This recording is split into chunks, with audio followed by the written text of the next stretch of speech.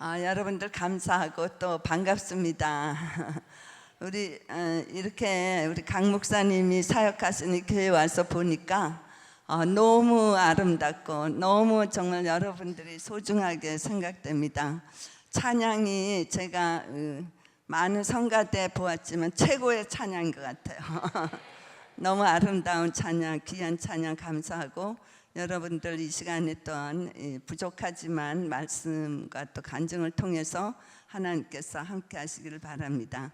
제가 우리 강 목사님은 거의 20년 전에부터 잘 알게 되었던 것 같아요. 목사님이 미국에 유학 오시면서 또 제가 사역하던 그 감사님 교회에 오셨는데 목사님이 정말 신실하게 하나님을 사랑하고 또 우리 성도님들을 신실하게 충성스럽게 섬기는 그 모습, 또 가장 제가 감명 깊었던 것은 우리 목사님이 기도 시간이면 맨 앞에 나와서 무릎 꿇고 눈물을 철철 흘리시면서 간절하게 기도하시는 그 모습을 보며 제가 참 감동을 받았습니다. 하나님께서 귀하게 쓰시는 종이 되시겠다 이런 마음이 들었습니다. 그런데 목사님하고 이렇게 오랫동안 같이 교제를 나누고 사랑을 나눌 수 있게 해주셔서 하나님께 감사하고 또 우리 강 목사님께도 정말 감사드립니다. 예. 오늘 말씀은 여러분들이 다 잘 아시는 말씀이죠. 예. 이스라엘이 이렇게 나라를 세우고 이제 북과 남이 갈라져서 이렇게 많은 고통 가운데 있었지만 그래도 나라를 어느 정도 지켜가고 있었는데 북쪽 이스라엘은 BC 722년도에 그 아수르에게 멸망을 당하고 남쪽 유다는 586년에 바벨론에 포로로 잡혀가게 되었습니다. 이때 그 백성들이 겪는 그 고통과 슬픔은 말할 수가 없죠. 지금 우크라이나의 전쟁으로 인해서 많은 어려움이 있지만 옛날에는 말할 더 큰 그 고통이었습니다. 근데 바벨론의 느부갓셋날 왕은 이상하게 그 나라 유대의 그 가난하거나 또는 비천한 사람들은 그냥 고향에 살게 해두고 왕족들, 귀족들, 제사장들을 다 잡아서 포로로 잡아갔습니다. 그리고 오늘 그 말씀에도 그발 강가에서 하나님의 환상을 보았다 그랬잖아요. 그 그발 강가는 유프라테스 강이 흐르는 곳인데 유프라테스 강이 이렇게 내려오면서 여러 갈래로 갈라졌습니다. 그래서 그 지류 중에 하나가 그발 강가예요. 그래서 거기에 이제 유대의 그 많은 왕족들이었던 사람들이 또 제사장이었던 사람들이 또 귀족이었던 사람들이 그곳에 사로잡혀 가가지고 그 느부갓네살 왕이 그 개간 사업을 하느라고 축대를 쌓고 뭐 돌을 건져내고 뭐 이런 자갈을 건져내고 하는 그런 일들을 이 포로들에게 시켰습니다. 그래서 이스라엘 그 유대 사람들이 고향에 있었으면은 많은 그 존경을 받고 또 정말 귀족으로서 제사장으로서 성전에서 하나님을 섬기며 백성들을 가르쳤을 터인데 이런 속에서 많은 고통 가운데 이 바벨론의 군관들에게 조롱을 받으며 매를 맞으며 이러한 일들을 감당해야 했습니다. 움막에서 아주 살면서 비천한 생활을 하는 그들의 마음이 얼마나 힘들었겠어요. 그래서 여기 지금 영상에 띄어 있지만은 시편 137편 1절에 보면 다 같이 한번 읽어 보실까요? 우리가 바벨론의 여러 강변 거기에 앉아서 시온을 기억하며 울었도다. 네, 얼마나 가슴이 아프고 얼마나 비통한 생활이었겠어요. 거기서 울면서 고향을 생각하며 그렇게 울며 하나님을 향해서 부르짖었을 것입니다. 그때 에스겔 선지자에게 하나님의 음성이 들리셨어요. 하나님께서 에스겔에게는 많은 다른 선지자들보다도 더 많은 환상과 여러 가지 일들을 보여주시면서 그곳에서 고통받고 괴로워하는 하나님의 백성들에게 소망과 희망을 주시기를 원하셨습니다. 그래서 이 에스겔이 그 환상을 보고 백성들에게 우리에게 소망이 있다, 우리에게는 하나님이 주시는 힘이 있다, 이것을 전하게 되었을 것입니다. 그때 하나님께서 에스겔에게 그렇게 말씀하셨어요. 에스겔아, 내가 너에게 명하노니 이 백성들에게 소망이 있다고 알려주어라. 그리고 또 생기에게 말해라. 이 백성들은 지금 마치 골짜기에 말라 빠져서 뼈만 남은 죽은 시체 같은 그런 존재들인데, 이들에게 하나님의 성령을 보내주셔서 이들이 살게 될 것이다 라고 말을 전하라고 그렇게 하셨습니다. 그래서 에스겔은 순종하는 마음으로 사방에 있는 그 사방에서 생기야 와서 이 뼈들에게 와서 이 불어서 이 뼈들이 살게 하라라고 그렇게 말을 했어요. 그러니까 이 정말 말라 빠지고 소망이 없던 그 마치 이스라엘의 그 백성들 같은 그런 뼈들에게 하나님의 생기가 불어오자 그들이 이 뼈 저 뼈가 서로 만나서 다시 하나의 한 사람이 되었습니다. 살이 덮이고 가죽이 덮이고, 그러나 아직도 그 속에는 생기가 없었다고 그랬어요. 그래서 다시 한번 하나님께서 생기야 다시 한번 이곳에 와서 불어라 하니까 그때 하나님의 생명의 생기가, 호흡이 그들 뼈에 들어가니까 그 죽었던 그 사람들이 다시 살아나서 큰 군대가 되었다고 하셨습니다. 예, 정말 우리가 이 세상을 살 때 우리가 겪는 이런 고통과 슬픔의 그런 시간들이 있을 것입니다. 지금 세상은 우리 대한민국에 와보니까 너무너무 좋아졌는데, 그럼에도 불구하고 우리들 개개인을 살펴보면 아픔이 있고 슬픔이 있고 또 고통이 있는 그런 그 삶을 사는 분들이 많이 있습니다. 그 가운데 우리 하나님 아버지께 소망을 두면 하나님 아버지께서 이 마른 뼈와 같은 우리의 삶 속에 오셔서 저와 여러분들을 살리시고 다시 한번 생기가 돋아나게 하고 하나님께 영광 돌리는 삶을 살게 하실 줄로 믿습니다. 네, 사실 저도 한때는 이렇게 어려운 그 이스라엘 백성들 같이 그런 어려운 시절이 있었습니다. 저의 부모님은 이북 평안북도 영변에 태어나시고 고향이 영변이었어요. 지금은 핵으로 덮여 있지만은 그 옛날에는 영변의 약산 진달래꽃이라고 하는 그 아름다운 시의 고장이며, 또 그곳은 옛날에 양반들이 살았던 곳이래요. 저도 잘 몰랐는데 탈북하신 어느 여성분한테 제가 들었습니다. 영변에서 제가 내려왔다고 하니까 그곳은 남쪽의 안동과 같은 곳이에요. 기와집이 줄비하고 양반들이 다리를 꼬고 앉아서 공자왈 맹자왈 하는 곳입니다. 그렇게 가르쳐 주셔서 제가 알았습니다. 그런데 그곳에서 우리 부모님이 태어나셨는데, 아버지가 17살 때 서울에서 공부를 하고 계셨는데 그때 그 2차 대전 대동아 전쟁이 일어나고 일본군에 의해서 많은 학생들이 끌려가게 되었습니다. 학도병으로 끌려가셔서 가시게 됐는데 우리 아버지가 외아들이셨어요. 그러니까 할아버지는 어떻게 해서든지 자녀를 두고 가야 되니까 억지로 17살밖에 안 된 아버지를 결혼을 시키셨습니다. 근데 우리 어머니는 같은 지주의 딸이었지만 어머니는 불행하게도 어린 시절에 7, 8살 때 귀를 앓게 돼가지고 잘 듣지를 못하셨어요. 아주 그 장애는 아니었지만 그래도 많은 부분에서 듣지를 못하시니까 무슨 말씀을 하시면 동문서답하시고 알아듣지 못하고 공부도 전혀 하지 못하신 분이었습니다. 우리 아버지는 신여성을 좋아하셨던 것 같아요. 그런데 어머니하고 너무 다르니까 늘 삶 속에 그 평안이 없었고 우리 가정에는 다툼이 끊이지 않았습니다. 그래서 어린 시절부터 그 많은 그 마음의 고통을 안고 지냈는데 결국은 제가 17살 때 두 분이 헤어지게 되었어요. 저는 우리 어머니는 이런 고통 가운데서 전도를 받아서 교회를 다니셨습니다. 남편에게 받지 못하는 사랑을 그 교회에 나가서 주님으로부터 받기를 간절히 원하셨을 거예요. 교회 가셔서 눈물로 기도하셨겠죠.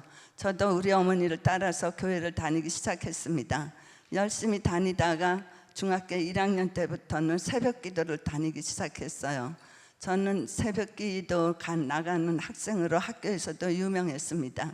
왜냐하면 아무 때나 눈이 떠지면 시간을 보지도 않고 그냥 교회로 갔으니까 맨날 학교 가면 졸고 그랬거든요. 그러니까 왜 좋냐 선생님들이 이러다가 보니까 이제 결국 새벽 기도를 나가는 학생이다 그래서 유명했어요. 그렇게 열심히 교회 나가서 기도하면서 가정의 평화를 위해서 기도했는데 제가 그 17살 제가 또 17살 이때쯤 사춘기 때 어머니 아버지가 헤어지고 그 과정에서 저에게 원래는 5남매가 있었는데 저희 오빠가 계셨습니다. 근데 오빠는 어렸을 때 돌아가시고 우리 4남매, 제가 장녀가 되었어요. 4남매는 많은 고통을 겪게 되었습니다. 우리만 고통이 아니라 아버지 어머니 다 힘드셨겠죠. 그런 가운데서 우리는 정말 삶이 무엇인가, 왜 인생은 이래야 되는가, 왜 이렇게 고통이 많은 세상인가, 여기에 대해서 의문을 갖게 되었습니다. 저는 하나님을 그렇게 열심히 믿었고 어린 시절부터 새벽 기도를 그렇게 다녔지만 하나님은 저의 기도에 응답해 주시지 않으셨어요. 그래서 어린 마음에 하나님에 대한 분노 때문에 하나님을 떠나게 되었습니다. 교회 떠나게 되었고 하나님은 안 계시다, 아니 안 계시다가 아니죠. 그때는 없다 이렇게 말을 하고 하나님을 떠나게 되었어요. 근데 그 순간에 지금도 너무 생생한 게 제 어깨에서 무거운 짐이 내려지는 것 같았어요. 왜냐하면은 교회에 어린 시절부터 다녔기 때문에 교회 가면은 늘 거짓말하면 안 돼, 착하게 살아야 돼, 도둑질하면 안 돼, 누구 미워하면 지옥에 가, 이런 말씀을 늘 들었거든요. 그래서 이제 조금 친구하고 다툼이 있어도 집에 와서 막 회개하고 눈물을 뿌리면서 이렇게 기도를 했는데 이젠 그런 짓 안 해도 될 것 같아요. 내 마음대로 자유다 하는 이 무거운 짐이 율법의 짐에서 제가 해방이 됐다는 느낌으로 아주 자유롭게 살았습니다. 그런데 그게 자유인 줄 알았으나 그것이 자유가 아니라는 것을 나중에 성경을 통해서 알게 되었습니다. 그런데 그러한 가운데서 제 마음속에는 어느 때부터인가 커다란 구멍이 생겼어요. 그 구멍은 누구도 어떻게 할 수 없는 구멍이었습니다. 너무나도 허무하고 인생이 너무나도 정말 삭막하고 저의 그 마음속에 그 커다란 구멍 속에서는 항상 찬바람이 불어 닥쳤어요. 이 구멍이 왜 생겼는지 저도 몰라요. 우리 친구들은 다 룰루랄라 하고 잘 노는데 왜 나는 이런 마음일까, 이런 생각을 할 때가 많았습니다. 그런데 그 성 어거스틴이 그런 말을 했죠. 우리 모든 사람들의 마음속에는 하나님만이 계셔야 하는 그 자리가 있다. 근데 그 자리에 하나님이 채워지지 않으면 그 어떤 것으로도 채워질 수 없는 그러한 공허함이 있다, 이런 말씀을 하셨어요. 제가 나중에 그 말을 듣고 그렇구나 하고 깨달았습니다. 근데 그래서 저는 그것을 메꾸기 위해서 어떻게 하면은 왜 내가 이 힘들고 어려운 세상에 왜 내가 태어났으며 왜 또 이 세상에서 무엇을 하며 나중에는 무엇을 어디로 가는가, 내가 어디서 와서 왜 살며 어디로 가는가, 여기에 대한 질문이 내 마음속에서 끊임없이 일어났어요. 그래서 어린 시절부터 책을 좋아했기 때문에 그냥 이 책 저 책 막 보면서 좀 좋은 책을 읽었으면 좋은데 이상하게 그 무렵에는 반항심 때문이었는지 사르트르나 까뮤나 이런 실존주의 작가나 니체나 또 소페나웰 같은 염세적인 철학자들의 책을 찾아서 읽었습니다. 그런데 그 책들에서 무슨 답을 찾으려고 애를 썼는데, 제가 뭐 사실 20살도 안 된 제가 뭐 이해를 하면 얼마나 철학자들의 말을 이해를 했겠어요. 그럼에도 불구하고 그들에게서는 답을 찾을 수가 없었습니다. 그들은 세상에 대한 냉소로 가득 차 있었고, 그 누군지 모르는 어떤 존재가 나를 이 세상에 던져버린 거라는 거예요. 인간의 존재는 누군가가 알지 못하는, 우리가 알지 못하는 그런 존재가 우리를 세상에 던져졌으니까 우리는 던져진 채로 열심히 살아야 된다, 뭐 이런 거예요. 근데 제가 제일 화가 나는 거는, 아니 아무런 책임감도 없이 이렇게 힘들고 어려운 세상에 나를 던져버린 그 존재가 도대체 누구란 말인가? 그거에 대해서 너무나 화가 났습니다. 그리고 거기에는 답이 없었어요. 그들은 나에게 길을 가르쳐 주지도 않았고 또 어떤 책임감도 없었습니다. 그래서 이거는 아니다, 이런 생각을 하게 되었어요.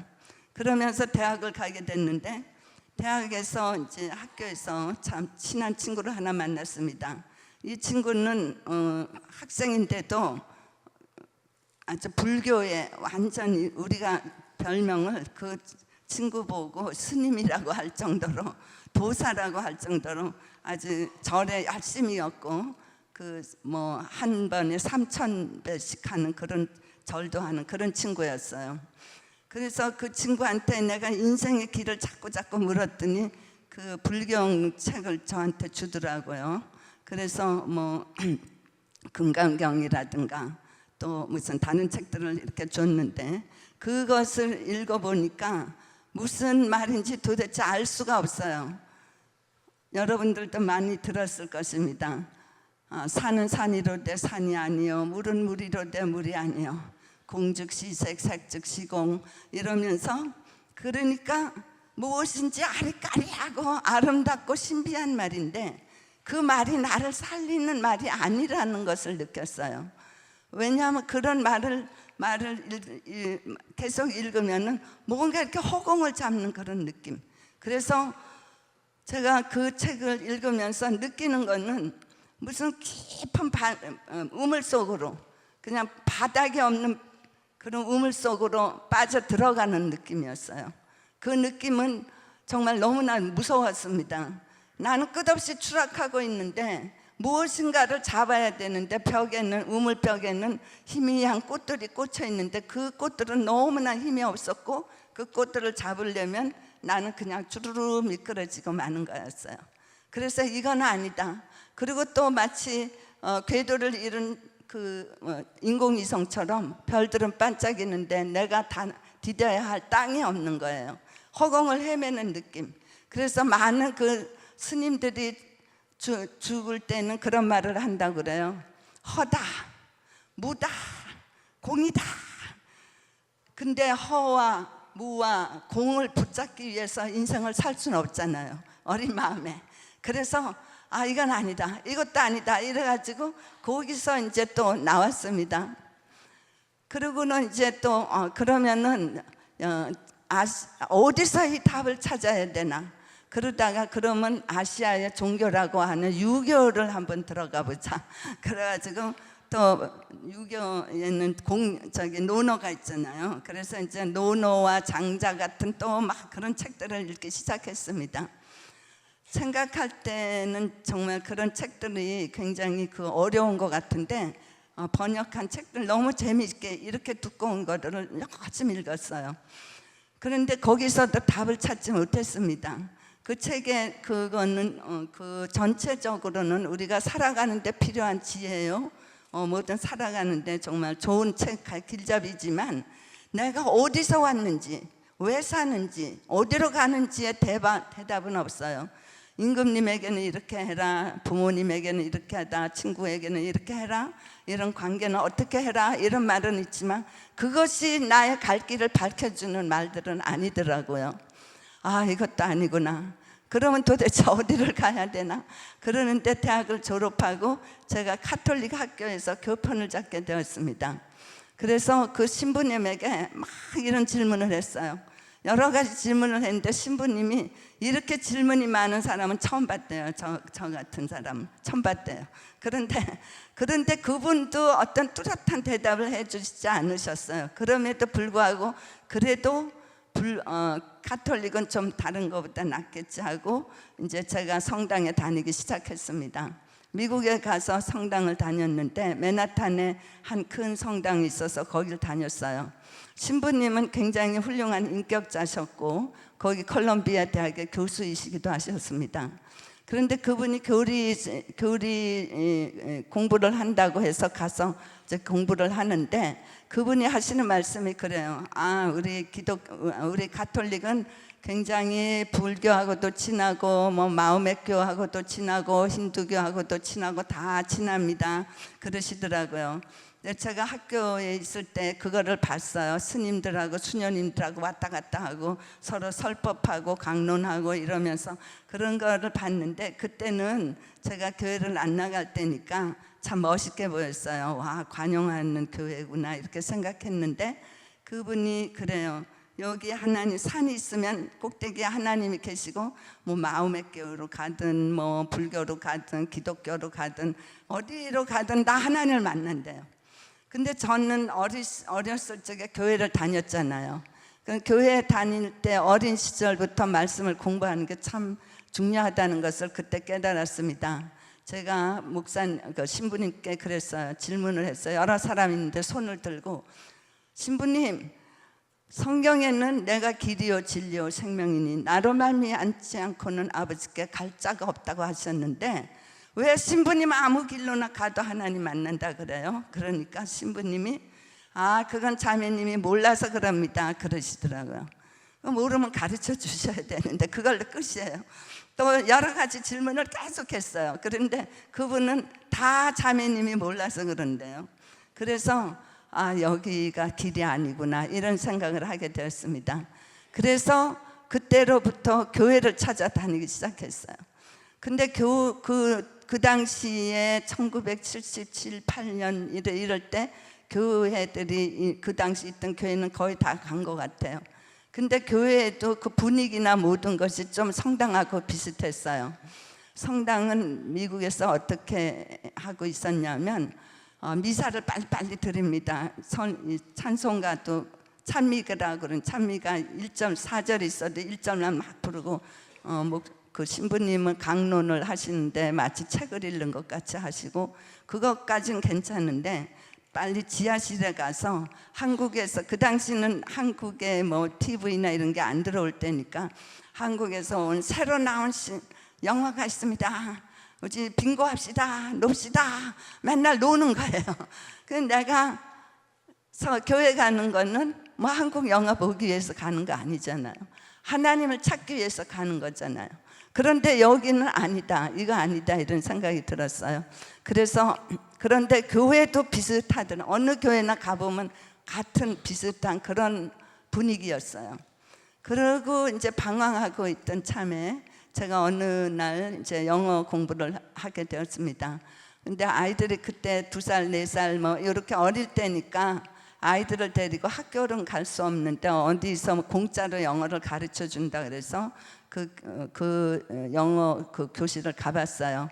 그 교회가 바로 그 아까 목사님이 설명하셨던 그 순복음 뉴욕교회의 김남수 목사님, 지금은 프라미스 교회인데 그 교회에서 운영하는 영어 교실이었어요. 근데 우리를 영어를 가르쳐 주시는 분은 신학교 교수님이셨고 미국 분이셨습니다. 홈캐스트라는 그 분이신데 그분은 복음을 전하기 위해서 그 교실을 열었기 때문에 영어를 가르쳐 줄 생각이 없으셨어요. 맨날 성경 얘기만 하셨어요. 그래서 그런데 다른 분들은 그것에 대해서 불평했지만 저는 너무 좋았습니다. 그래서 맨날 질문을 했었어요. 그 교수님께 하나님은 뭐 어떻게 된 거냐 뭐 이런저런 여러 가지 많은 질문을 했어요. 그러니까 그분이 어느 날 저에게 성경을 한글 성경을 펼쳐 보이시면서 이사야서 53장을 읽어보라고 그러시더라고요. 우리에게 전한 것을 누가 믿었느냐 하면서 시작되는 그 말씀이었습니다. 그 말씀에 이렇게 쭉 읽어보면은 그는 실로 우리의 질고를 지고 우리의 고난, 고난을 받았거든. 우리는 생각하기를 그는 징벌을 받아서 하나님께 맞으며 또 고난을 당한다 하였노라. 그가 찔림은 우리의 허물을 인하며 그가 상함은 우리의 죄악을 인함이라. 그가 채찍에 맞음으로 우리가 평안을 얻었노라. 이런 말씀이죠.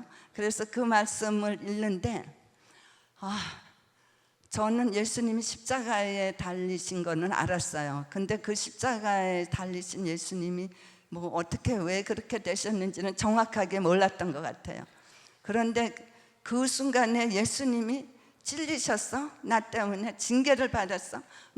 그가 징계를 받음으로 우리가 평화를 누리고 그가 채찍에 맞음으로 우리가 나음을 입었도다. 그가 채찍을 받으셨어? 찔리셨어? 이런 것들이 현실적으로 막 저에게 다가오는 거예요. 하나님의 말씀은 불과 같지 아니하냐, 방망이 같지 아니하냐. 예레미야 선지자가 그렇게 말씀하셨죠. 정말 하나님의 말씀이 불같이 저희 가슴을 물어뜯는 거예요. 그래서 제가 그 말씀으로 인해서 그 자리에 막 눈물을 흘리면서 울었습니다. 그랬더니 그분이 그러고 집에 와서 돌아와서 한 2시간 이상 울면서 회개를 했어요. 주님이 나를 위해서 이런 고난을 당하셨다니요. 그러면서 울고 또 울었습니다.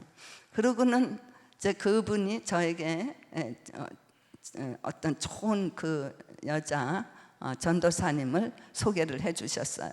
그 전도사님은 내 고향 남쪽 나라 쓰신 이은상 시인의 따님이셨습니다. 1950년도에 프로펠러를 타고 미국에 유학을 오셔서 아주 정말 이지적이고 그런 분이신데, 그분이 예수님을 믿고 완전히 변화되셔가지고 저희 집에 매일 오셨어요. 매일 오셔서 매일 말씀을 가르치시고 기도를 해주셨습니다. 지금까지 90이 거의 넘으셨는데도 지금 저를 위해서 기도를 해주시는 분이십니다. 그래서 그렇게 하면서 제가 예수님을 믿었는데 그날부터 제가 성경을 읽기 시작했어요. 그런데 밤을 새면서 읽는 성경이 얼마나 재미있는지 그냥 밤을 꼬박꼬박 새면서 읽었습니다. 그렇게 성경을 읽다가 이제 나중에 보니까 로마서에 와서 제가 쓴 책이, 그래서 제가 사도 바울에 완전히 꽂혀서 사도 바울 팬이 됐는데, 로마서 1장 17절에 보면 오직 의인은 믿음으로 말미암아 살리라. 그 말씀에 제가 깜짝 놀랐어요. 저는 돌을 많이 닦아야 되든지 무슨 또 많은 착한 일을 해야 되든지 또는 무슨 구제를 많이 해야 되든지 그래야 의인이 되고 천국에 가는 줄 알았거든요. 그런데 그 말씀에는 우리가 믿음으로 말미암아 구원을 얻는다는 거예요. 믿음으로 말미암아 의인이 된다는 거예요. 와, 이런 종교가 있어? 세상에 불교에도 막 돌을 닦고 법정 스님 무슨 스님 다 그러고 또 어디 가서 기어가면서 막 이렇게 의를 행하는데, 우리는 믿기만 하면, 예수를 믿기만 하면 구원 얻는다는 이 말씀에 너무너무 충격을 받고 기뻤습니다. 그리고 또한 그러셨죠. 그때 또 로마서에 보면은 그런 말씀이 있어요. 누구든지 자기를 들여 누구에게 순종하든지 그 순종을 받는 자의 종이 되는 줄 알지 못하느냐. 내가 죄의 종으로 또 순종하지 않음으로 죄의 종이 되고 또 순종함으로 의의 종이 되느니라. 내가 그때 이렇게 율법이 떨어지고 나는 자유라고 생각했는데 자유자가 아니었고 제가 바로 죄의 종으로 살았더라고요. 그 말씀을 보니까 내가 죄의 종으로 살았구나. 이제는 의의 종으로 살아야지. 하나님께 순종하며 살아야지. 그런 마음이 제 마음을 아주 불타게 했습니다. 그리고 성경 속에 보니까 이사야서 43장에 보니까 이 백성은 내가 나를 위하여 지었나니 곧 나의 찬송을 부르게 하려 함이라. 하나님 아버지 정말 감사합니다. 이 세상에 그 어떤 왕이나 그 어떤 누구를 위해서 사는 그 삶이 아니라 만왕의 왕이시고 천지의 주인이신 그분을 나의 하나님으로 섬기고 내가 그분을 정말 위해서, 그의 영광을 위해서 산다면 이것보다 더 보람 있고 이것보다 더 놀라운 일이 어디 있는가. 저의 삶에 어디서 와서 왜 살며 어디로 가는지의 대답이 성경 속에 다 있더라고요. 정말 불경에서도 또 논어에서도 철학책에서도 찾을 수 없는 오직 하나님의 성경 말씀만이 나를 살리고 나의 갈 길을 밝혀주시고 길이요 진리요 생명 되시는 우리 주님께서 우리의 삶을 생기 있게 하십니다. 그 후로 저는 정말 맨날 아팠어요. 미국에 가서도 아주 만으로 28살에 미국에 갔는데 31살, 2살 얼마나 젊어요. 근데 맨날 아팠어요. 맨날 아프고 맨날 이런데 아프고 맨날 막 그냥 바짝 마르고, 사람들은 왜 이렇게 마르냐고 저보고 그랬는데 예수님을 만나고 하나님의 생기가 제 속에 들어오니까 제가 얼마나 건강해졌는지, 지금 이 나이까지 80을 내일모레 바라보는 제가 지금도 이렇게 건강하게 살고 있습니다. 그러니 하나님의 생기가 우리 속에 들어오고 하나님의 말씀이 우리 속에 들어오면 우리는 그 누구보다도, 세상의 어느 누구보다도 생기 있게 살고 새로운 삶의 목적과 의미를 가지고 살아가는 저와 여러분이 될 줄로 믿습니다. 오늘 우리 다 같이 이 말씀을 기억하시면서 잠깐 기도하시겠습니다. 생명의 주님, 감사와 찬송을 올려드립니다. 하나님 아버지, 오늘 이 말씀을 통하여 참으로 우리 모두가 다 우리가 어디서 와서 왜 살며 어디로 가는지 몸부림치며 살고 그 질문을 가지고 있는 그런 분들이 혹시 이 자리에 있다면 하나님의 말씀을 통해서 다시 한번 하나님 앞에 돌아오게 하시고 하나님의 영광을 위해 사는 그러한 삶이 되도록 축복하여 주시옵소서. 우리 주님 앞에 감사를 올려드리며 주 예수님의 귀하신 이름으로 기도하옵나이다. 아멘. 사랑이, 우리 이 사랑과 이 은혜를 함께 나누면서 전하면서 살기를 원합니다. 우리 결단하는 마음으로 함께 찬양하겠습니다. 내 마음에 주를 향한 사랑이, 나의 말은 주가 주신 진리로, 나의 눈에 주의 눈물 채워주소서.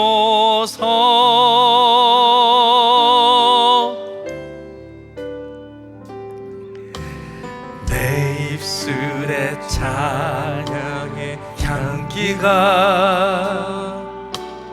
두 손에는 주를 닮은 섬김이, 나의 삶에 주의 흔적 남게 하소서. 하나님의 사랑이 영원히 함께하니, 하나님의 사랑이 영원히 함께하리. 십자가의 길을 걷는 자에게, 순교자의 삶을 사는 이에게,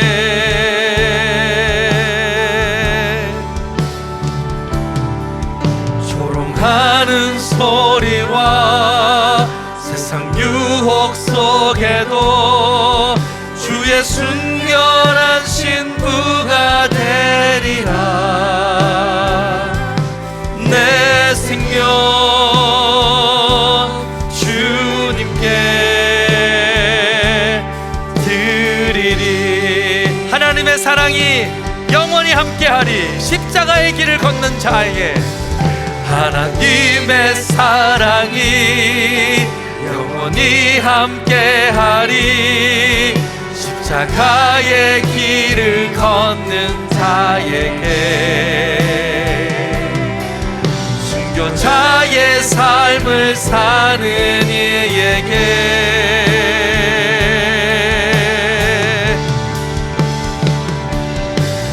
조롱하는 소리와 세상 유혹 속에도 주의 순결한 신부가 되리라.